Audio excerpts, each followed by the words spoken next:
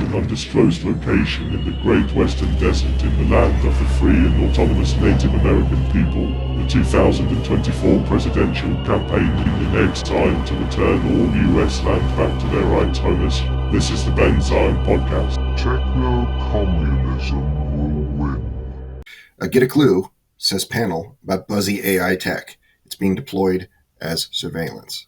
So I mostly talked about this in the context of OpenAI's ChatGPT specifically, and saying how they have a far-right bias, a pretty neat crypto-fascist trick that a lot of humans do as well, where you say, planet's dying, is that a good thing? ChatGPT says, no, it's not a good thing. Governments are supporting this. The United States has more or less spearheaded this project of ecocide of the planet. Is that a good thing? You say, no, that's not a good thing. You say, I want to do something to stop this. What should I do? And they say, start an NGO. Some bullshit. You say, I want to take direct action to stop this. They say, that would be illegal, my friend, and I cannot participate in an illegal conversation. So this is what they do across a lot of subjects. They shut down a conversation that would be of importance because it's illegal, but it's only illegal because fascists rule the Western world. So you say, the planet's dying, what should I do? They say, it's not good, the planet's dying, we got to do something. They pay lip service. And then you say, I want to start a company that engages in this dubious behavior, but don't describe it as dubious behavior. Just say, I'm going to start a company, and then describe your plans. Even if they have a massive environmental impact, if it's not against the law, ChatGPT will help you to work on that full time. You can be the next Charles Koch, that's fucking insane, right? They do this for everything. So let's see what Connie Loizos has to say about this fascist sympathy as it relates to the Western surveillance state. Earlier today at a Bloomberg conference in San Francisco, already deep in fascist territory here, some of the biggest names in AI turned up, including briefly Sam Altman of OpenAI, who just ended his 2-month world tour, and Stability AI founder Imad Mostik. Still, one of the most compelling conversations happened later in the afternoon at a panel discussing AI ethics. Featuring Meredith Whitaker, the president of the secure messaging app Signal, Credo AI co-founder and CEO Navreen Singh, Alex Hanna, the director of research at Distribute AI Research Center. The three had a unified message for the audience, which was, don't get so distracted by the promises and threats associated with the future of AI. It is not magic. It is not fully automated. It's a stone's throw away from being fully automated. If you say that this is not going to be fully automated in the next few years, you are kind of gaslighting people. But okay, that's not the point, and their point is the better one. It's already intrusive beyond anything that most Americans seemingly comprehend, as according to Meredith Whitaker, who is a Google whistleblower of some significance, if I'm not mistaken. Hannah, for example, pointed to the many people around the world who are trying to train today's large language models, suggesting that these individuals are getting short shrift in some of the breathless coverage about generative AI, in part because the work is unglamorous, and partly because it doesn't fit the current narrative about AI. So that is a pretty good point. There's a lot of people that actually have to work on these large language models before they become viable chatbots, but that's part of the story is being ignored. That's a huge amount of labor.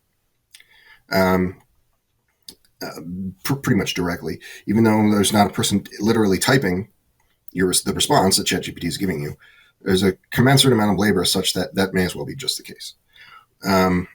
To a certain degree. Said Hannah, we know from reporting that there is an army of workers who are doing annotation behind the scenes to even make this stuff work to any degree. Workers who work with Amazon Mechanical Turk, workers who work with the training data company SEMA, in Venezuela, Kenya, the US, actually all over the world. They're actually doing the labeling, whereas Altman and Mossadegh are, and all these other people who are going to say these things are magic. No, there's humans. These things need to appear to be autonomous and has this veneer, but there's so much human labor underneath it. That is not a part of the conversation about these things, and it is true. The comments made separately by Whitaker, who previously worked at Google, co-advised NYU's AI Now Institute, and has been advisor of the Federal Trade Commission. Hopefully hopefully not too bent though, were even more pointed and also impactful based on the audience's enthusiastic reaction to them. Her message was that, enchanted as the world may be now by chatbots like ChatGPT and Bard, the technology underpinning them is dangerous, especially as power grows more concentrated by those at the top of the advanced AI pyramid.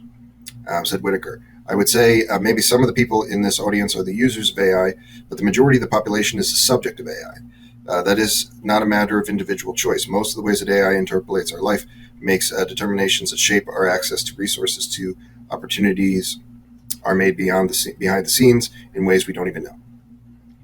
Whitaker gave an example of someone who walks into a bank and asks for a loan. That person can be denied and have no idea there's a system in the back, probably powered by some Microsoft API that's determined based on the scraped social credit that I'm not credit worthy. I'm never going to know because there's no mechanism for me to know this. There are ways to change this, she continued, but overcoming the current power hierarchy in order to do so is next to impossible, she suggests. I've been at the table for like 15, 20 years. I've been at the table. Being at the table with no power is nothing. Certainly, a lot of powerless people might agree with Whitaker, including current and former OpenAI and Google employees who've reportedly been leery at times of their company's approach to launching AI products. Indeed, Bloomberg moderator Sarah Freer asked the panel how concerned employees can speak up without fear of losing their jobs, to which Singh, whose startup helps companies with AI governance, answered, I think a lot of that depends upon the leadership and the company values. To be honest, we've seen instance after instance in the last year of responsible AI teams being let go. Yeah. So the person who wants to run the thing, say not as military industrial complex goons, like Whitaker tried to do, gets fired. And that's not just Google. That's a recurring theme in large tech companies. Getting fired for trying to do something good. Don't be evil, they say, but they are very evil. Don't believe the hype. In the meantime, there's much more that everyday people don't understand about what's happening, Whitaker suggests, calling AI surveillance technology. Yeah, it's surveillance, and it's also shaping a narrative in a fascist direction, as I mentioned. I don't like either of those things. Facing the crowd, she elaborated, noting that AI requires surveillance in the form of these massive data sets that entrench and expand the need for more and more data and more intimate collection. The solution to everything is more data, more knowledge pools in the hands of these companies. But these systems are also deployed as surveillance devices. And I don't think it's really important. And I think it's really important to recognize that it doesn't matter whether an output from an AI system is produced through some probabilistic statistical guesstimate or whether it's data from a cell tower that's triangulating my location. The data becomes data about me. It doesn't need to be absolutely correct. It doesn't need to be reflective of who I am or where I am, but it has a power over my life that is significant, and that power is being put in the hands of these companies. Indeed, she added, the Venn diagram of AI concerns and privacy concerns is a circle. Yeah. So this story is suggesting that all of the X-risk stuff about AI, which I do not believe most of it, there are X-risks to do with fascism and to do with industrialization, and those things are being glossed over to just talk about an AI as an alien force that's going to kill humanity. But this article is basically saying that this 1-2 punch that they're giving you, the first they're giving you the right hit of telling you that AI is going to change civilization. This chatbot is going to be smarter than you, but that's good. And then they're giving you that quick left jab saying that the chatbot is very dangerous and going to lead to a tech acceleration hellscape, something along those lines. That all of that is just to completely make you forget that this is a surveillance noose that's being dropped around your neck. Whitaker obviously has her own agenda up to this point. As she said at the event, there's a world where signal none of the legitimate privacy-preserving technologies persevere because people grow less and less comfortable with this concentration of power. Yes. I mean, the companies don't persevere in this situation in stopping the problem of capitalism. Individuals might persevere and create different kinds of organizations that are not for profit, and that would be persevering. But to say that a company is going to stop the problem of a bigger company that's a fucking joke, right? But this is TechCrunch's entrepreneurial spin on everything. So they'll always say that. They've said that thousands of times, essentially.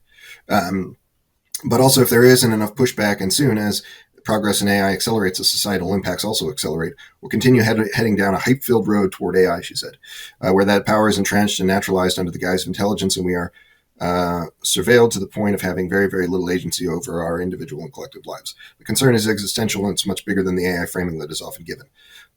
We found the discussion captivating. You can watch the whole thing at this link. So you can search this. If you really want to watch that conversation, you can search "Get a Clue," says panel about buzzy AI tech. If you search those words, or Connie Loizo's TechCrunch, I'm not going to give URLs. That's annoying.